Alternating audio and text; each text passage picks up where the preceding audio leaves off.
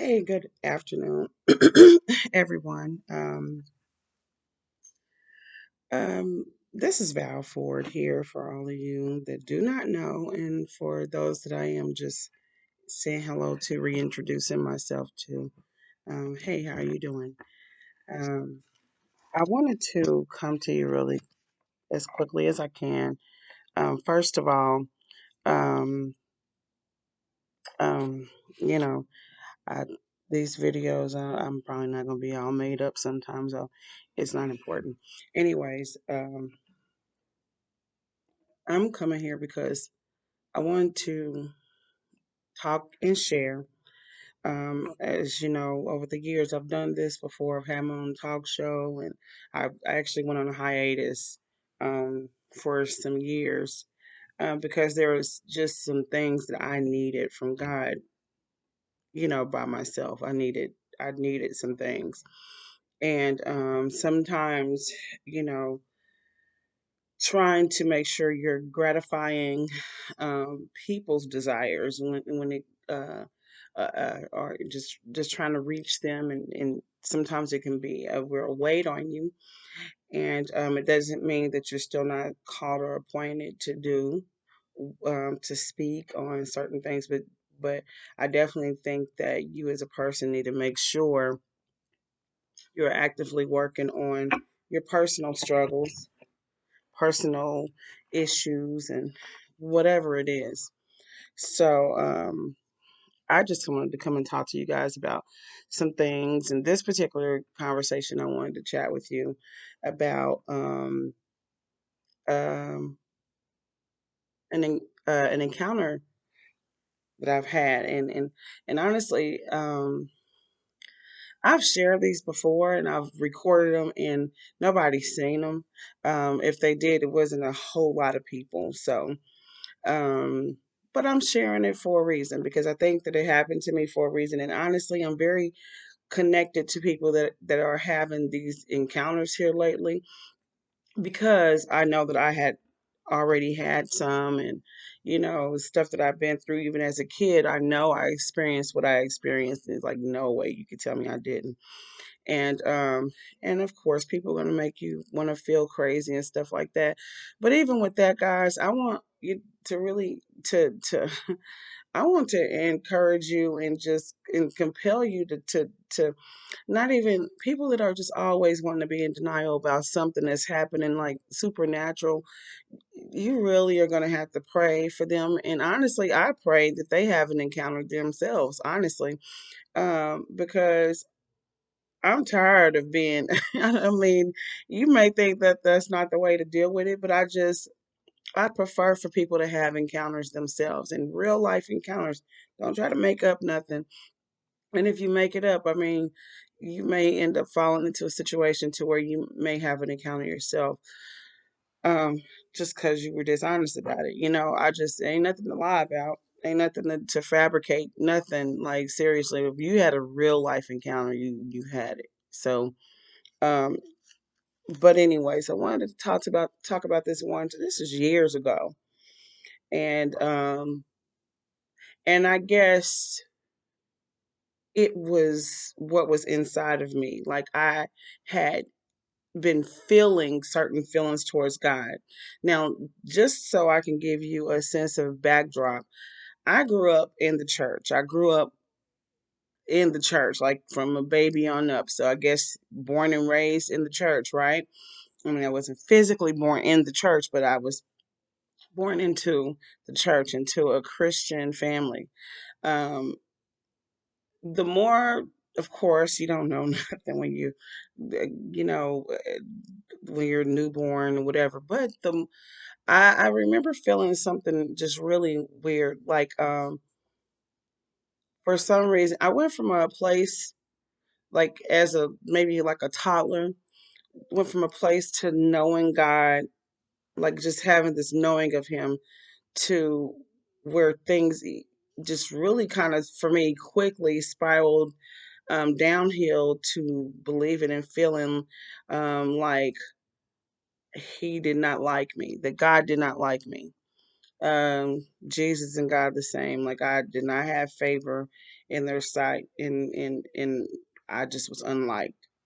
And so, with that being said, I I definitely felt a certain way growing up, and I didn't have any peace. Like I had no peace at all, and but I still tried to, live accordingly. I'm not gonna say I was perfect, but I literally was trying to live as perfectly as possible. There are certain things I remember, you notice and you learn from siblings and, family members and things like that, or friends or whatever outside influences to do bad things or whatever. But I was so scared and I wanted God to like me so bad. I didn't really want to do nothing bad. But, there were times that I fell and I did that. I did things that I was not supposed to do. And I was really persecuted. Like I was self-persecution, but it didn't make it feel any better. I'm like, he really hates me now. So like, and that started at a very, very, very, very, very, very young age. Very young age. Like I said, I probably was a toddler or whatever, and definitely or by the time I was 5, I was just fully engulfed into like he definitely, didn't like me.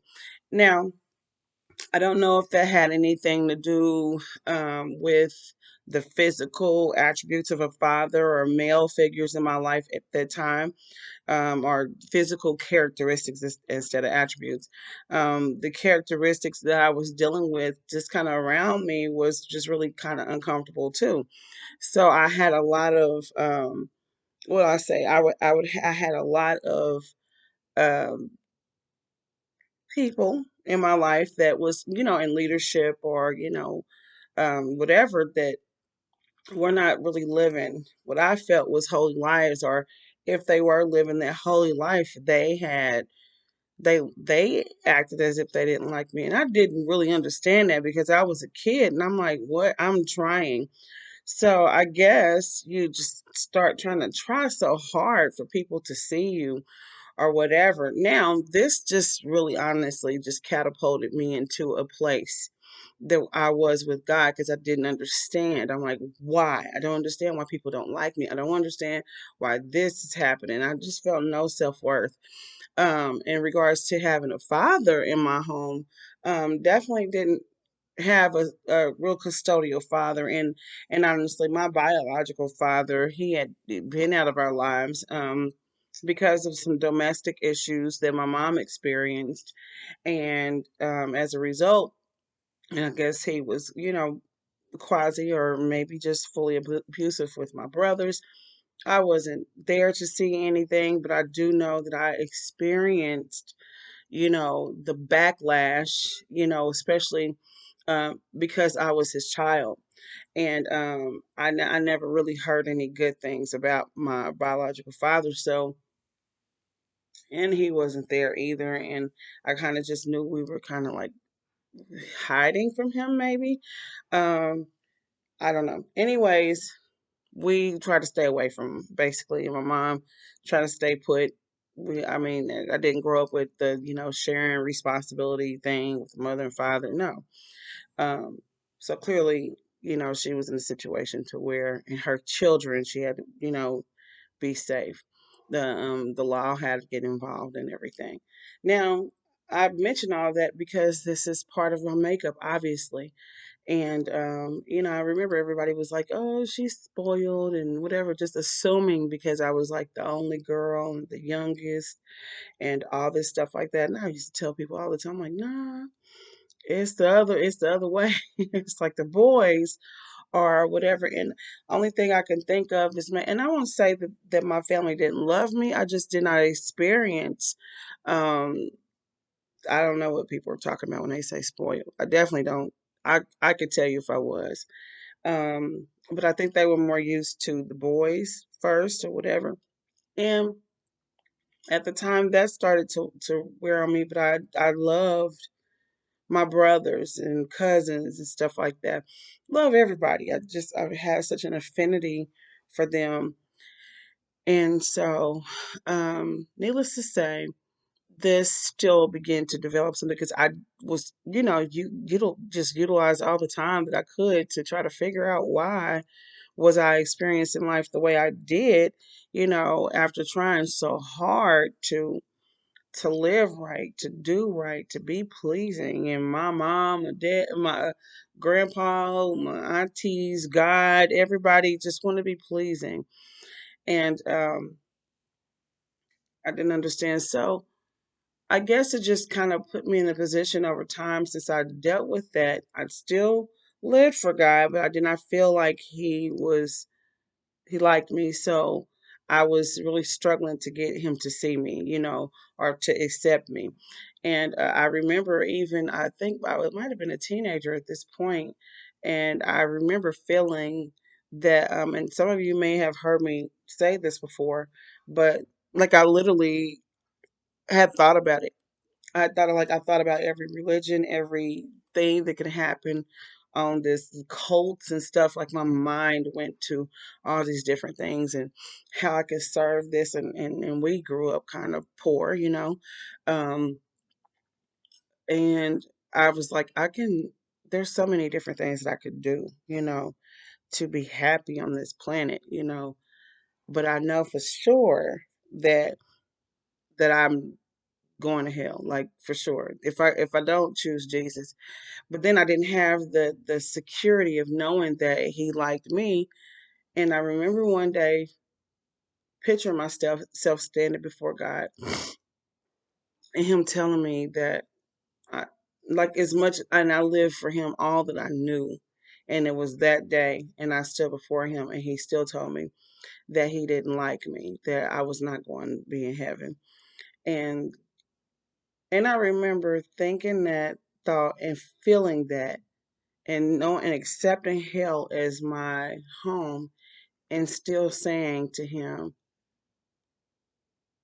I don't care. I'm going to serve you anyway. You send me to hell, I'm going to serve you anyway because I just love you, you know. And just thinking about that right now, that's massive. Like I was like younger when I said that, but that's massive. Like in spite of somebody wanting you, because I knew there was no other way. Like I mean, I can have all the riches in the world and do this and do that, but none of that was gonna make me happy. For some reason, I knew from the gate, like he was it. And I wanted to be connected to it. And you may not like me, and I know it's probably the way I look, it's probably the way I anything. Like I just you don't like me. You just don't like me. And I was used to that. Like I'm used to people not liking me for no reason.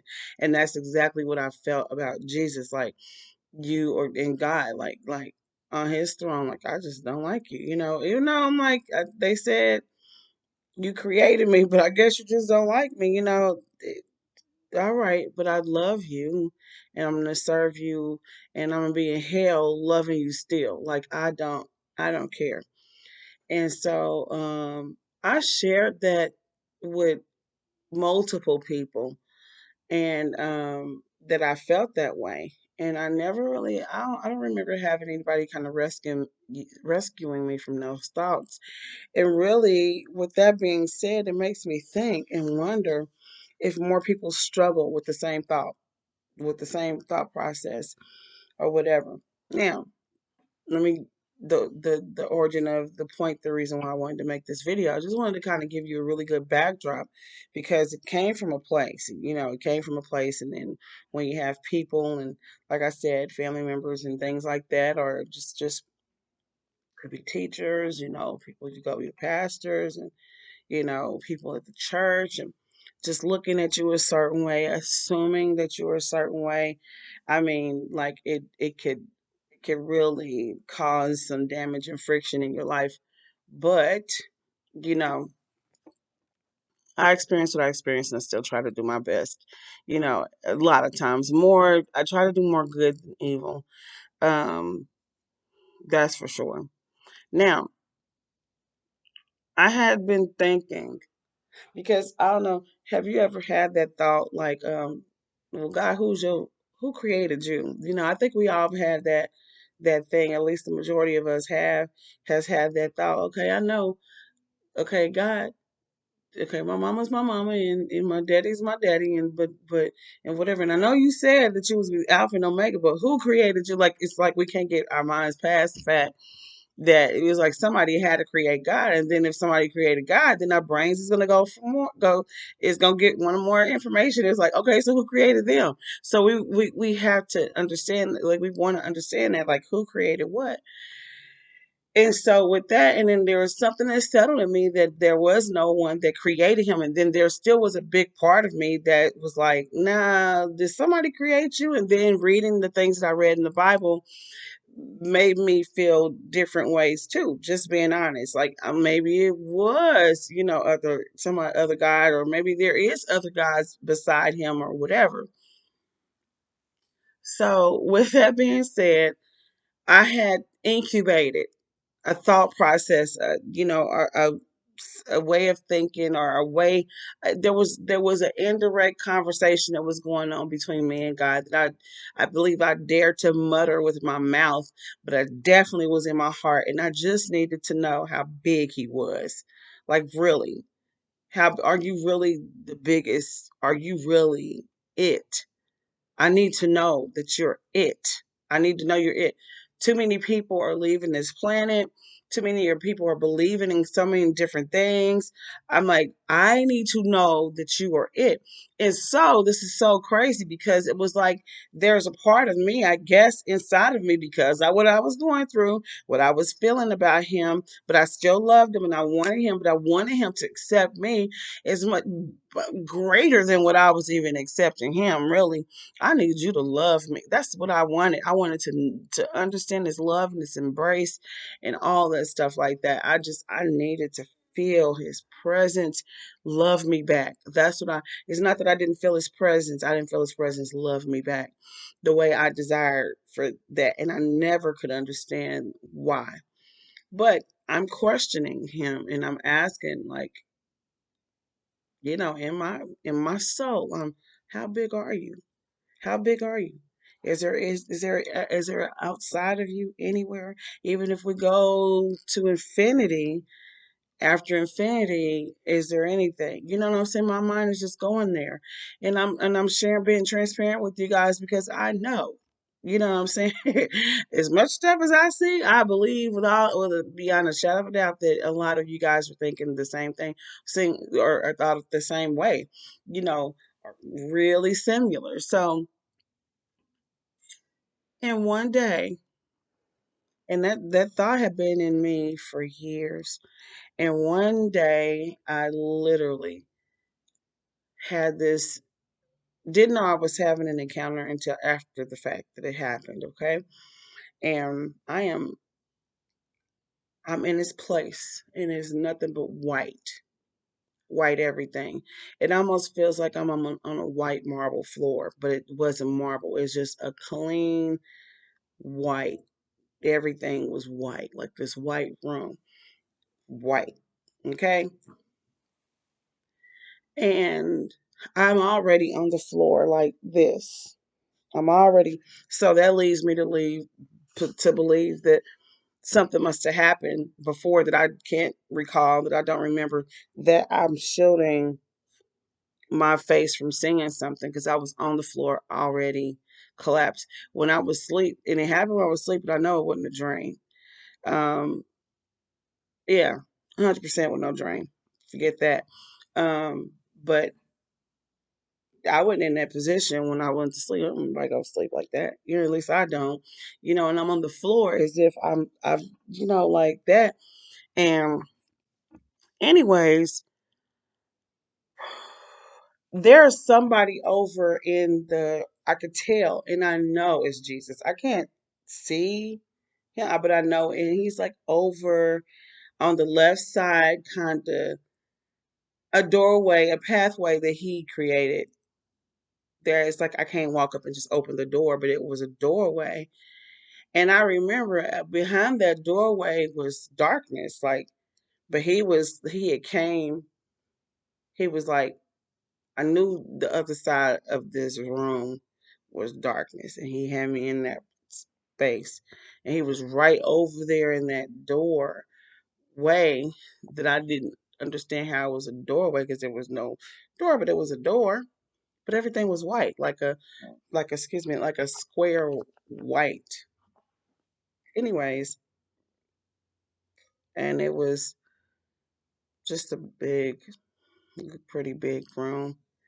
Wasn't enormous, but it was, big enough for me to have my encounter in. So I'm on the floor, and my mind is like we are communicating.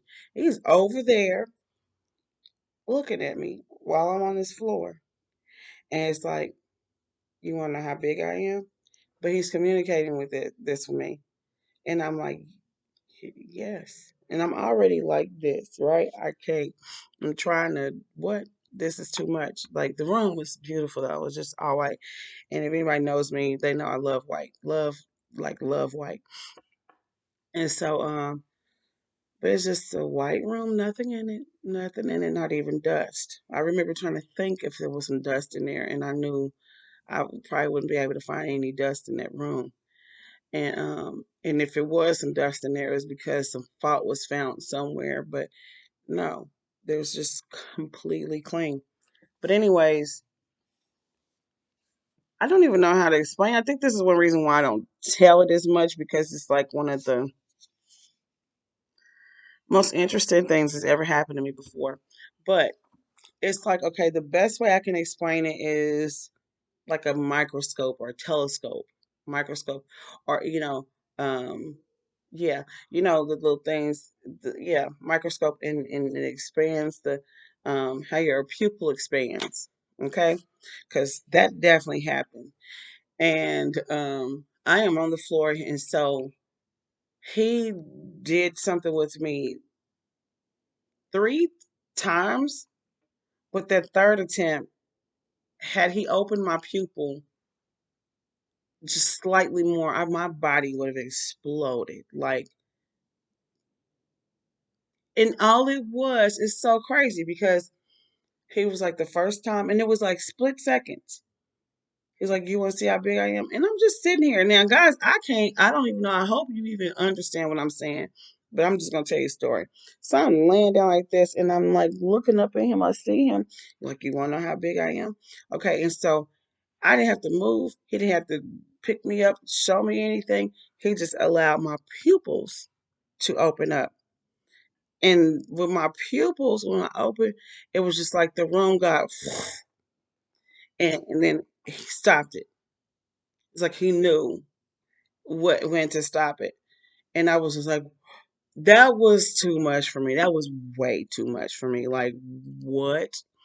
And I mean, like, the room didn't get bigger, but it did. I don't know. It was just like my eye pupils, like, what? The second time, he said, "You want to know how big I am?" He did it a second time. From the big it was at first, it was bigger than that.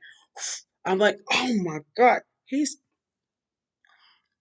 I'm mad at myself because I'm like, I can't believe I ever asked or even challenged him within myself. Like, and the fact that he knew it, like, you knew I wanted to know, like, that, just don't listen to me.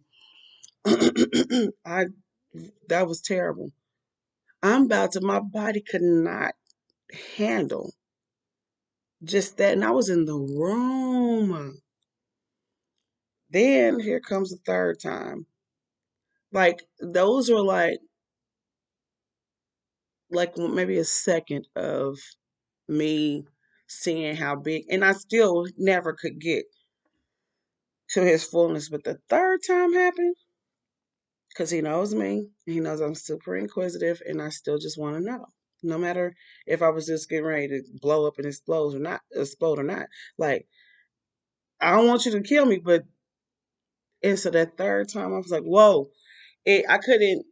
I'm so thankful that he spared my life, but it was just like it was like he let me see it, but he cut it off in enough time. I know for certain. I don't care what nobody say. Had he allowed me to just experience it, it would have been I would have been gone. Like I don't know what would happen to my body here on the planet. Like I feel like it would have disappeared. Like worse than the whole you guys say Avengers, the everybody started fading away. Worse than that. Like I just would have just completely ceased to exist in jillions of pieces. Like and never to come back again. I just yeah. So I knew. And first of all, some he didn't even touch. He was still over there. Like everything he did was just from right there. I never seen him move. Be like, nothing weird. It's just what that happened. So while I was trying to find out how big God was, just trying to make sure that there was none beside him because and realistically, he understood why I want to worship you and worship you alone.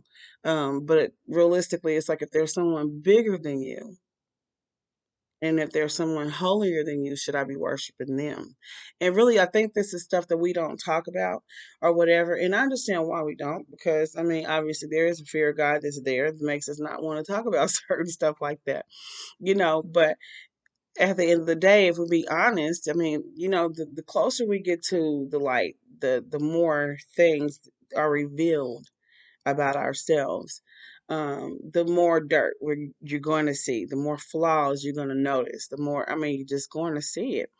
Now, that people try to turn that into, that's bad because you're saying, no, no, no, no. God's just showing you what he's seeing. He's showing you what he knows about you, and he's showing you how he can make you perfect.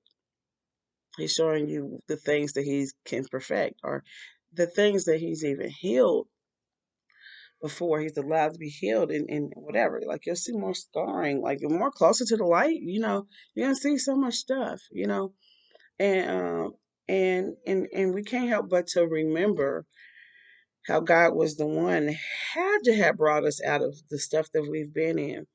Now, for people and guys, just to elaborate more on that experience that I had, I will never forget. I'm very thankful that it happened. And honestly, I'd gotten upset. I've had encounters before, but I just started kind of feeling some kind of way because all these people were just having these encounters with God. And I was like, man, and they was having some good stuff too, like just being with Jesus and Jesus this. And I'm like, I want to experience that or whatever. And there was a time that I did have an encounter and another encounter. I know it was an encounter. I know it was an experience. And I actually I might do another video about that in full detail, but I was before the gates. Like I was in like the courts before the gates in a heavenly place. And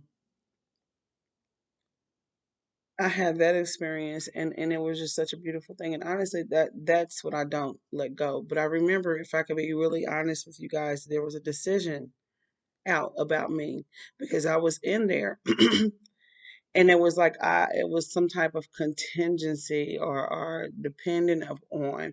It was like I because the door to the gate was like ajar. It was ajar, but I hadn't fully went in there yet. But I was in the courts. I was definitely in the courts.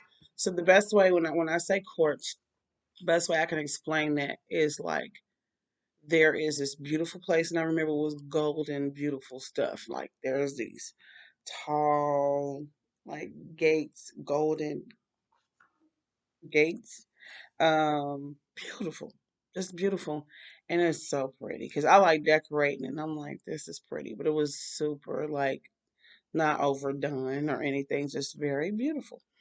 And I'm right in here, and I know that I'm in a heavenly place. It's super beautiful, and uh,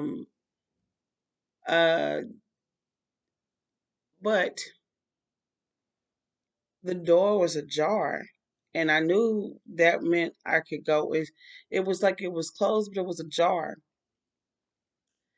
And so, and for those of you that don't know what a jar means, just kind of open a little bit, okay?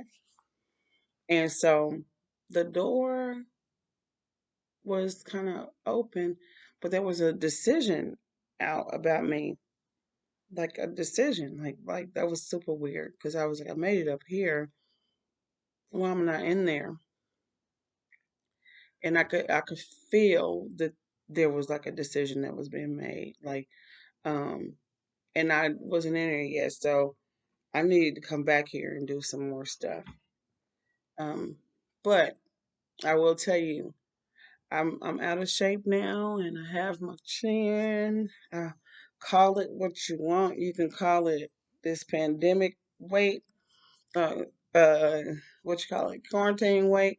It probably is a little bit out of that too. But I was really beautiful, like there. I was just really beautiful. Like I, had longer hair. I know I said I was gonna do this video and probably make another video, and I might, but um, that may do it official.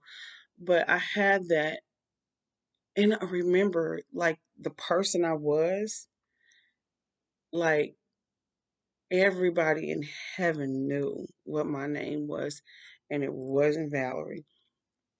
It was like two different names, and I won't share that with you. Um, but it was beautiful, with simple names, and um, but they coincided. Now, with me knowing that, and then coming from that experience, and everybody in heaven, like everybody knew. I knew I didn't get a chance to see anybody but I could see them. I knew that they were there on the other side of the gate, and they all knew who I was. And I was gonna try to tell you, to try to give you like that whole courts thing. The way I can put it is like being in a vestibule area before you get to like the courts before the like a palace or something, or a castle. Just trying to give you some type of frame of reference. Like going into like a castle, and so you're in the gates. You're in the courts of the gates, but there's still the place to go into. And so I'm like inside. I'm on the inside for sure. So I passed some gates to get into there, and then there were these gates. And so I needed to, go some more. And but I needed to make a decision as well. I don't never want to be in a situation to where it's too late to make decisions or whatever. And so with that being said, I'm definitely self-reflecting and examining and just trying to make sure I'm, because I believe, and at least I don't know, I know I said I wouldn't share, but I believe the name that I was. Um, Excuse me. I believe that it has a lot to do with who I'm supposed to be. I mean, it's everything to do with who I'm supposed to be on this planet, period. And um and to make sure you are just basically operating in the fruit of the spirit, and is the key. Okay. And so I hear people say, "Oh, I got this down packed with this," and with the fruit. I don't know. I feel a little grieved when I hear that, or whatever. So for a person to feel like they have something all together, and I'm like, the fruit is fruit. Is it is it didn't say fruits of the spirit. It's the fruit of the spirit, and it's something that we have to be. This is just my take on it. I mean, like I feel like you have to be in alignment with everything, um, because it really reminds me of, if you break one law, you're guilty of breaking them all. And that makes sense to me. You know what I'm saying? I know. And it's just like the man that stood before Jesus. To me, it is. It's like the man that stood before Jesus and asked him about eternal life. And Jesus told him to go and sell all he had and give to the poor. And so, I mean, this is an upright man in the law. And he did like all kind of wonderful things. And so, but he knew he didn't have eternal life, obviously. He talked to Jesus. was standing face to face with him, as is depicted in the Bible, or how I picture it, and standing right before him, asking him a question. And Jesus tells him that, and we all know the story, those that know it. It says the man went away sorrowful. Like, I can't believe you told me that. Like you just told me to sell all I have and give to the poor. And he was talking about having eternal life. And he in his countenance was just completely gone. Um, and so, with that being said, like, I believe Jesus was talking to him and was like, "You got this, this, this, and that, but this, and that's one of the things that he does. And he, even when he's talking to the seven churches, um, in Revelations, and you got this, you got this, you got that, you got this, but this thing I have against you is that kind of thing. So, and these are churches, and we're not supposed to be lacking in any area. So, with that being said, it's just like we, need to look a lot more closely. I can't subscribe to people when they do that, and it's all us. It's really in love. I can't connect with that. Like, well, I got this. I love people, but I don't have long suffering. That's a contradiction. Like, I don't got that one down packed, or I don't have it's all love. Anyways, so I wanted to share that with you guys and my encounter, and just kind of really encourage you all. And basically, what I would love for you to take away from this situation, if you're trying to find out how big God is, and how, if he really is Alpha and Omega, if he really is real, if you're trying to find that out, I mean, I think that we have countless things to figure out how really he is. We just had this looked at this movie called The Matrix, which is a pretty cool movie. Um, it's interesting how we can watch something like that and try to deny the very existence of God Himself. And although that's not like a Christian movie, and some people beg to differ or whatever, some people say that it come from the Bible and whatever. It definitely may have its inspirations and things like that, but something as far as just the Matrix itself, and we don't know everything, and how we even are able to live on this earth, breathe the air we breathe, and absorb the gases and the fumes and stuff, and not die instantly, or just the finite stuff that is clear, and that clearly happens here on this planet. Like, I mean, these are things, so telltale signs of something way more supreme, something way more supreme, and way more intelligent has created something. I just can't give myself the credit, or try to discredit him. Now, I'm gonna try to end this here and be off of here within 40 minutes, because I would love to do another video. But if you want to believe, just go for it. You know what I'm saying? It's gonna be hard, because I promise you, the environment around you more than likely is not conducive to you even desiring to believe if Jesus exists, if God is a thing, if he's real, if he's really as massive as they say he is he really the Alpha and Omega? Is he really infinite? Is there, is he possible? The universe thing, like, is that him, or is he greater than that? Like, guys, go towards the truth, get in the light. He's the light, he is the true light. Like, he's not the light of deception, he is the true light. Um and because you were created, the fact that you have breath in your body today, he's blown into you a living soul. And I would encourage you to somebody created you, and somebody created you for a purpose. You need to find out what that is. And I admonish you to pray today. And dear Lord, if you exist, speak to me. Dear Lord, if you exist, Lord God, if you exist, come to my life today. Help me. Help me understand who you are. Help me walk more like you and be pleasing in your sight. Help me. This is crazy out here.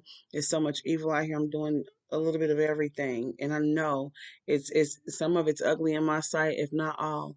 And so, if you're holy, then this is definitely not pleasing in your sight. But help me, God, and I promise you that one day He will come and rescue you and help you. I love you guys.